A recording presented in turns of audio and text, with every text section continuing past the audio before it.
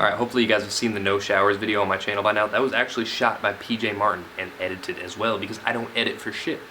But basically, if you don't know who PJ is, you probably should because he follows me on all social media and he comments frequently in those places, especially YouTube. He edits all of the subscriber montages, which a lot of you guys have been in, and several other little montages for my channel. He did the Stefan Gairu's videos, like the ledge video. Yeah, kind of a big deal. And Stefan is fucking amazing, by the way. That's who came down with him. Just the two of them. I don't know where they came up with the money, but they wanted to come down and they wanted to help the shop by skating and filming and editing and just basically hanging out with us and having fun on skateboards and then presenting it to you guys. So that's what we made the video for. That was what it was all about. Literally the entire purpose of their whole week was to just come and skate as much as they could, have a good time, film it all, edit it, and present it to you guys. And it turned out amazing, okay? You might not like it because it doesn't have anything to do with you. You weren't there. But if you watch it, just keep in mind that we are having an absolute blast the entire time. We didn't deal with any cops hardly. Well, no, we didn't deal with any cops at all. We hardly even dealt with any concerned citizens. There was one woman, and it's the big ollie. I think it's definitely in the video, but the trick that he was going for isn't. You need to come back and get that, man, because that was fucking sick. But basically, this woman pulls up kind of in like a side street that she really shouldn't have been on to begin with, but she was trying to avoid a red light.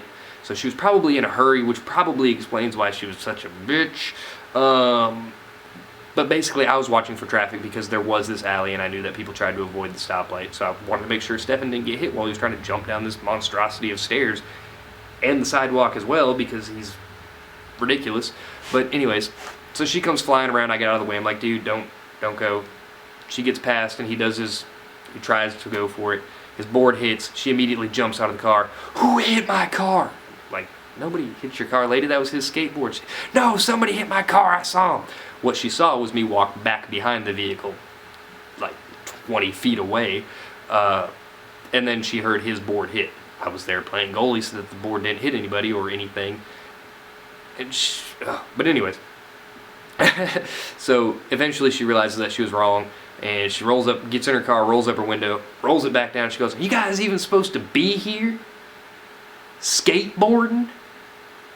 And we were like, "What's your problem, lady? There's been like 10 cops drive by, none of them said anything. Why are you hassling us?" She rolls up at her window and she leaves. That was it. 6 days. We skated as much as we could, and in 6 days, that's all that happened. No campus security, no cops, no nothing. Nobody harassed us. It was great. We were able to actually have fun, which was amazing because that's what skateboarding is all about. And I'm going to get off on a little tangent here, but this is something that was kind of like a big deal with their trip. Up there, there's not a whole lot of street skate spots. Like, you get kicked out really fast if you're skating anything in DC because there's money up there, and when there's money, there's people to protect said money, and some of that money is used to create amazing skate spots that aren't supposed to be skated, so they have to pay people to protect them. Those people don't like you skateboarding there, so they kick you out. I'm kind of talking in a circle here, but you get it.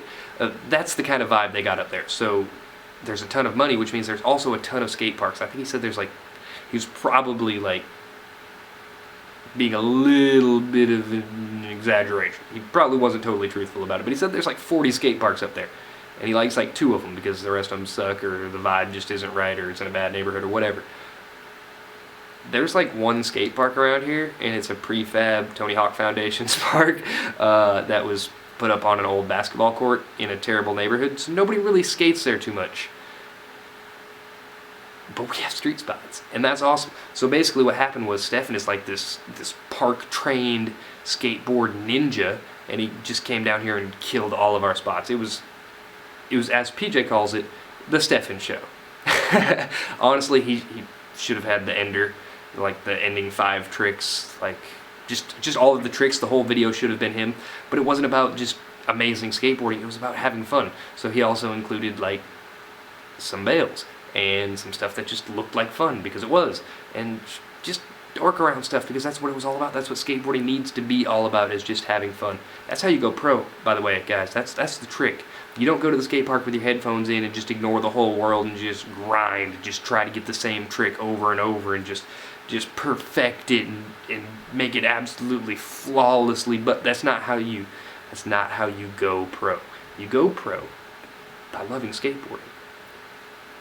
That's really all you gotta do. You just gotta love it a whole lot and do it every chance you get, and that love is gonna push you to progress more, and it's gonna make you more marketable, because you're not gonna be spending all of your time in skate parks, and you're gonna actually like develop a personality, because you're gonna go out and have adventures and do cool stuff with your friends that other people don't do.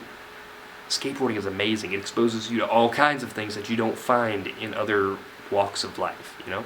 If you're a gamer, nothing against you if you are, that's your thing, but you aren't exposed to the same things if you're like a really hardcore gamer, like you're really playing 10 plus hours a day. You just don't.